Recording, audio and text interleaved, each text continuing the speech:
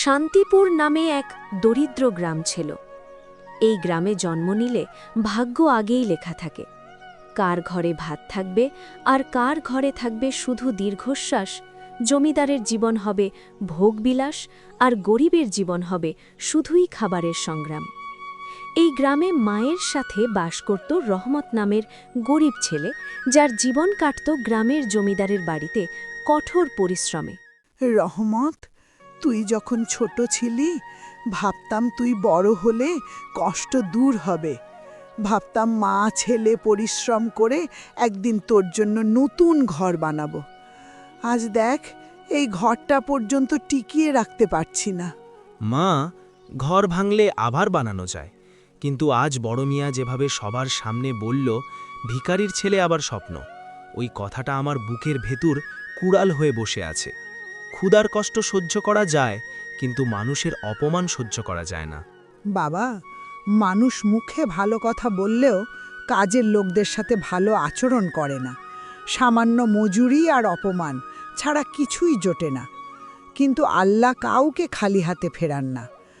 আজ তুই কাঁদিস, কাল হয়তো তোর চোখের পানি দিয়েই তার অহংকার ধুয়ে যাবে। রহমত মায়ের কথাগুলো মন দিয়ে শুনে পরের দিন জমিদারের ক্ষেতে কাজ করতে লাগল। এই রহমত, দিনের পর দিন দেখি কাজকাম খুব ধীরে করিস। তোর শরীরে যত না শক্তি, তার চেয়ে বেশি স্বপ্ন।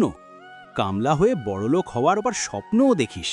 কামলা কোনোদিন বড়লোক হতে পারবে না, এটা সত্য নয় বড় মিয়া। এটা ঠিক যে আমার কোনো চাষের জমি জমা নেই, কিন্তু আল্লাহ চাইলে উপায় পেয়ে হবে একদিন। শন সভায় এই ছেলেটা ভাবে কাজ করে নাকি বড় লোক হবে। হ্যাঁ রে, তোদের মতো লোক জন্মায় শুধু খেটে হাড় ভাঙানোর জন্য, আবার বড় লোক হওয়ার স্বপ্ন। মিয়া সাহেব, আমি অতটা বড় লোক হতে চাই না।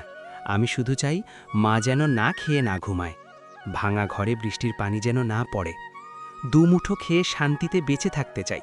এটুকু চাওয়া কি খুব বড় অপরাধ? অপরাধ না, এটা মূর্খতা।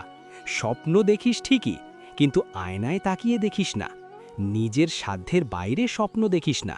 ঠিক আছে, একদিন আমি কিছু করে দেখাবো, সেদিন এই অপমানের জবাব পেয়ে যাবেন।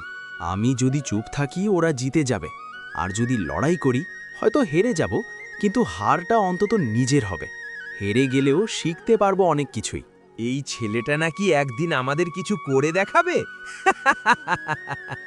জীবনে কত কিছু আর দেখবো আর কত কিছু যে শুনবো রে। ওর বাপ দাদা ছিল গরিব ভিখারি, নিজেও ভিখারিই মরবে, শুধু কথা শিখেছে বড় বড়। বাবা রহমত, আজও কিছু আনিসনি? খাওয়ার যে কিচ্ছু নেই ঘরে। না মা, আজকেও শুধু অপমান এনেছি। হে আল্লাহ, আমার ছেলেটাকে শক্ত করো। এই দুনিয়া যদি তাকে মাটিতে মিশিয়ে দিতে চায়, তুমি তাকে ধৈর্যের পাহাড় বানাও। মানুষ যখন সব দরজা বন্ধ করে দেয়, তখন ওপরওয়ালা কোনো না কোনো পথ খোলা রাখেন। রহমত প্রতিদিন পরিশ্রম করে আর ভাবে কি করে নিজের অবস্থা পরিবর্তন করা যায়। এদিকে প্রচণ্ড বৃষ্টিতে গ্রামে বন্যা হয়ে সব ফসলের মাঠ ডুবে যেতে লাগল। কষ্টের ফসল এভাবে ডুবে যাওয়ায় সবচেয়ে বেশি ক্ষতি হয়ে গেল বড় মিয়ার, কারণ গ্রামের সবচেয়ে বেশি জমি তারই ছিল। এভাবে সব ডুবে গেলে আমার তোর কিছুই থাকবে না, আমি তো ফকির হয়ে যাব। জমিদার মশাই, আমাদের সামান্য জমিটুকুইও ভেসে গেল। খাওয়ার মতো যে কিছু থাকবে না এবার। বউ বাচ্চা না খেয়ে মরবে। আগামী 6 মাসেও ফসল ফলবে না, যত জল জমে গেছে। আমার এত ধন সম্পদ সব ভেসে গেল, আমি তো পথে বসে গেলাম। আমার এত ধন সম্পদ ভেসে গেলে গ্রামে কেউই আমাকে ভয় পাবে না। কি যে করি বুঝতে পারছি না। গ্রামে বন্যা হয়, রহমতের কাজ বন্ধ হয়ে যায়। মাকে নিয়ে অভাবে পড়ে গেল রহমত। বাবা রহমত, যেভাবে বন্যা শুরু হলো, কাজকাম তো সবই বন্ধ হয়ে গেল। ঘরে অল্প কিছু চাল আছে। এভাবে চলতে থাকলে ভবিষ্যতে কি হবে ভাবছি। মা, তুমি চিন্তা করো না, আমি চাষাবাদ করব, ফসল ফলাবো, আমাদের আর অভাব থাকবে না।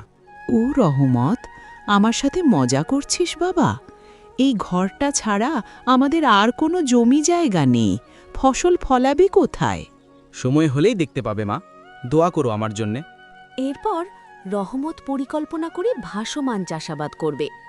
গ্রামের সবই যখন বন্যায় ভেসে যাচ্ছে, সেখানে পানির ওপরেই চাষের উদ্যোগ নেয় রহমত। খিরে রহমত, এই বন্যার পানির মধ্যে আবার কি অকাজ করছিস? গ্রামের সবকিছু পানিতে তলিয়ে গেছে আর তুই এখানে তামাশা করছিস? সময় হলেই দেখতে পাবেন আমি এখানে সোনা ফলাবো।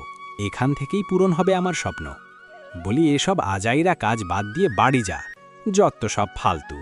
1 শতক জমি নেই চাষের, সব তলিয়ে গেছে, আর ও আসছে পানির মধ্যে সোনা ফলাতে। কানের নিচে একটা লাগিয়ে দিলে মাথা থেকে এসব আজাইরা চিন্তা চলে যাবে। রহমত কারো কথায় কান না দিয়ে নিজের স্বপ্ন সত্যি করতে বৃষ্টির মধ্যেই পরিশ্রম করে যাচ্ছে। একটাই স্বপ্ন, একদিন কিছু করে দেখাবে, সংসারের অভাব অনটন দূর করবে। তোর শরীর তো জ্বরে পুড়ছে, এই পানিতে নামিস না আর। আমি ভিক্ষা করব, তবু তোকে আর কষ্ট করতে দেব না। না মা, ভিক্ষার ভাত খেয়ে যদি বাঁচি তাহলে বড় মেয়েরা সারা জীবন ঠিকই থাকবে। আমি চাই একদিন সে বুঝুক গরিব মানে দুর্বল না, গরিব মানে সংগ্রামী। রহমত নিজের জেদ ধরে রেখে অক্লান্ত পরিশ্রম করতে থাকে, কিন্তু গ্রামবাসীর কটু কথা যেন পিছুই ছাড়ছে না। দেখ দেখ, পাগলটা এখনো লড়ছে। বন্যায় যেখানে আমাদের চাষের জমি ডুবে গেছে, আর সেখানে এই পাগলটা পানির উপর চাষ করতে আসছে। তুই দেখে নিস, এই ছেলে একদিন পানিতেই মরবে। এখানে নাকি সে চাষ করবে। জলের উপর চাষ আগে কেউ শুনেছে? পাগল হলে সবই সম্ভব। জীবনে অনেক পাগল দেখেছি, এর মতো দেখিনি বাপু।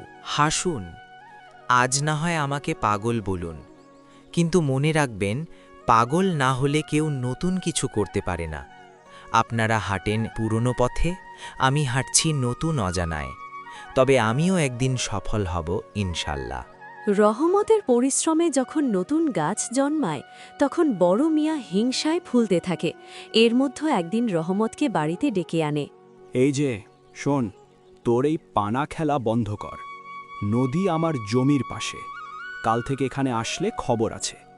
মিয়া সাহেব, এই নদী আল্লাহর, এই পানি কারো বাপের না। আমি কারো জমি দখল করিনি, আমি শুধু বাঁচতে চাই। পরিশ্রম করে যদি কিছু করতে পারি, এখানে দোষের কিছু নেই। ভালোভাবে বাঁচার অধিকার সবারই আছে।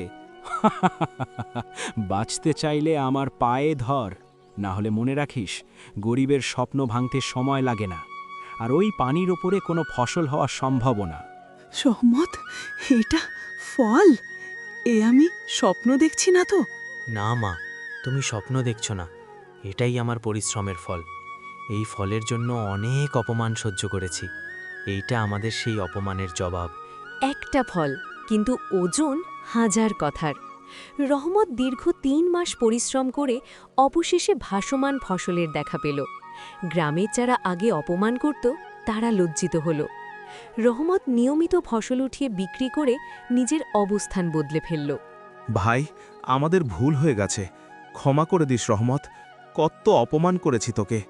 সত্যি তুই কিছু করে দেখিয়েছিস, তুই আমাদের চোখ খুলে দিয়েছিস। পরিশ্রম করলে ফল আসবেই। তুই নতুন কিছু করে দেখিয়েছিস রহমত, এবার তুই আমাদেরও শিখিয়ে দে, নইলে এই বন্যায় আমরা না খেয়ে মরব যে।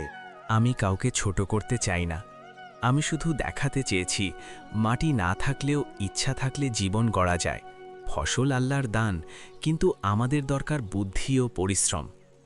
রহমত, আমি ভুল ছিলাম, ক্ষমতা আমাকে অন্ধ করেছিল। ক্ষমা করা সহজ, কিন্তু অহংকার ভাঙা তার চেয়েও কঠিন। আমি চাই আপনি বদলান। যে ছেলেটাকে সবাই তুচ্ছ করেছিল, আজ তার হাত ধরেই বদলে গেছে কান্দিপাড়া।